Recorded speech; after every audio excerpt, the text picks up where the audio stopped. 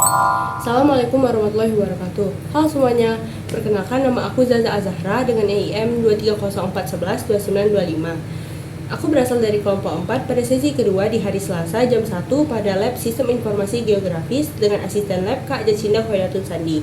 Kali ini aku akan memberikan tutorial bagaimana pembuatan pemetaan garis pantai dengan menggunakan DSAS. Mari simak videonya.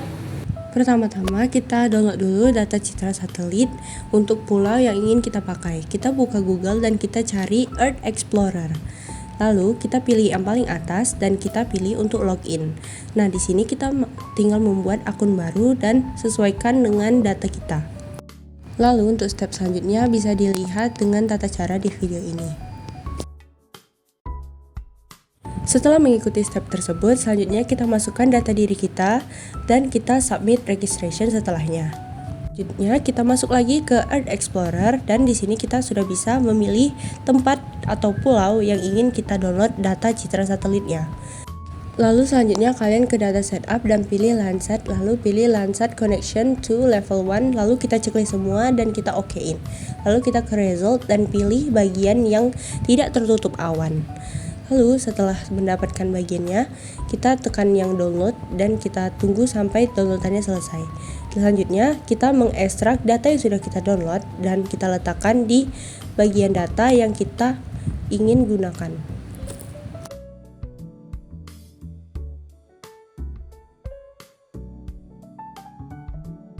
Selanjutnya untuk menginstal DSAS kita harus mempunyai data DSAS, lalu kita buka dan kita pilih DSAS add-in dan kita install add-in. Lalu kita okekan dan DSAS sudah terdownload. Selanjutnya kita buka ArcMap untuk membuat peta pemetaan garis pantainya. Lalu di sini kita tekan cancel dan di layers kita pilih untuk add data. Lalu kita sambungkan dengan folder yang sudah ada data USGS kita yang tadi sudah kita ekstrak. Nah, di sini kita pilih dulu 2019 dan band 456 kita pilih untuk add. Lalu selanjutnya kita pilih Arch Toolbox dan kita pilih di Data Management Tools dan pilih raster lalu Composite Band. Sudah di composite band, lalu kita input dari data band nomor 4 sampai ke B nomor 6.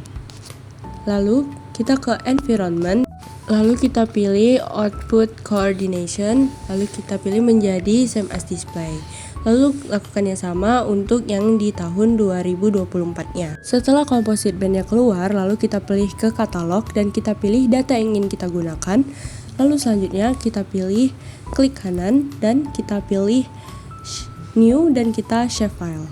Nah, di sini kita tulis Pulau Pelengat 2019, lalu kita pilih yang poin menjadi polygon, lalu kita edit, kita pilih ke UTM, lalu ke WGS 1984 North Term, lalu kita pilih sesuai dengan koordinatnya, aku 48N.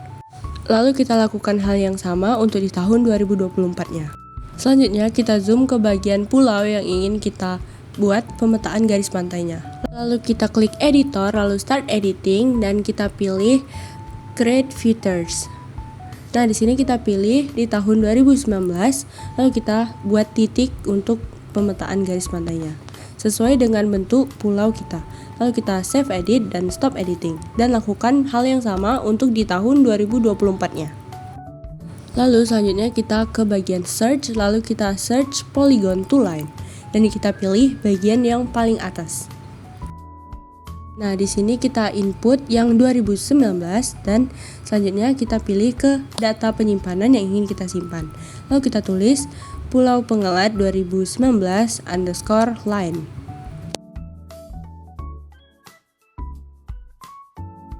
Selanjutnya kita lakukan hal yang sama untuk ke Pulau Pengelat yang 2024. Lalu selanjutnya kita search lagi dan kita ketik buffer. Lalu kita pilih yang paling atas dan kita input featuresnya yang 2019 line. Lalu kita pilih di sini dengan nama buffer Pulau Pengelat 2019. Lalu kita pilih metersnya itu jadi 25, lalu kita klik OK. Kita search lagi ke polygon to line untuk mengganti buffer yang sudah kita buat menjadi bentuk polygon. Nah, di sini kita input data buffer tadi dan kita pilih menjadi buffer line 2019 yang kita buat. Nah, lalu kita klik OK. Selanjutnya kita pilih lagi katalog dan kita pilih tempat yang kita inginkan, lalu kita pilih personal geodatabase. Di sini kita ketik DSAS. Nah, selanjutnya kita klik kanan lagi, lalu kita filter class dan di sini kita tulis baseline, lalu yang polygon features kita ganti jadi line features. Lalu kita next dan kita pilih ini sesuai koordinat kita 48N, lalu next dan finish. Lalu kita buat hal yang sama untuk shoreline. Selanjutnya kita klik atribut automator, lalu pilih pada bagian pertama itu shoreline, kemudian checklist semuanya, lalu add fields. Lalu klik yes dan OK. Lakukan hal yang sama, pilih yang bawahnya baseline, lalu checklist semua dan add file, lalu klik yes dan OK.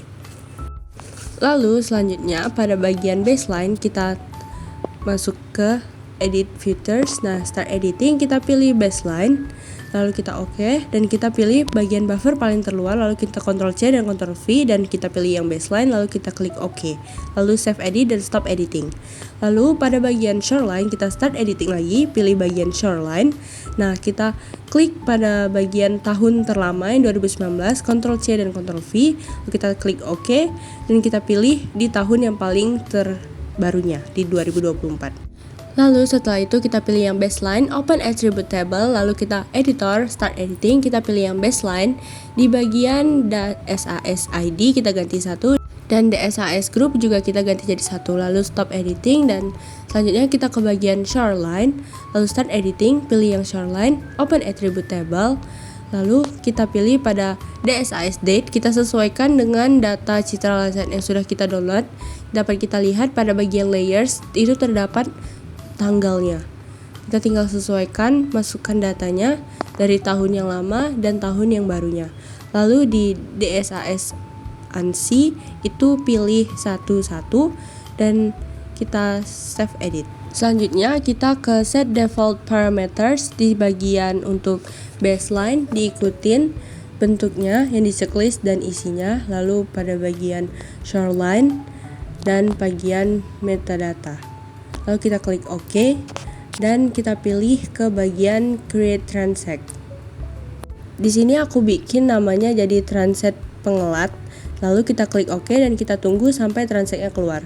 Nah, kalau transactnya udah selesai, selanjutnya kita akan menghitung laju perubahan garis pantainya dengan mode statistik. Dengan kita centang bagian APR dan apply, lalu kita calculate. Nah, kalau sudah selesai kita tinggal layouting peta kita. Sebelum kita melayout, sebaiknya peta kita ditambahkan dengan add data base map-nya.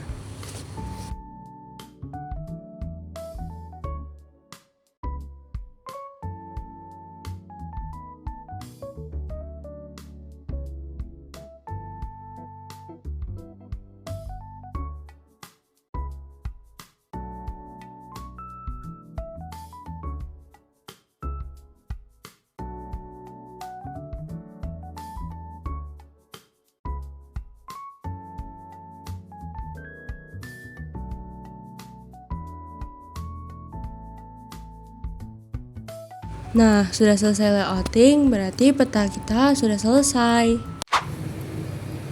Jadi begitulah tahapan-tahapan dalam pembuatan pemetaan garis pantai menggunakan DSAS.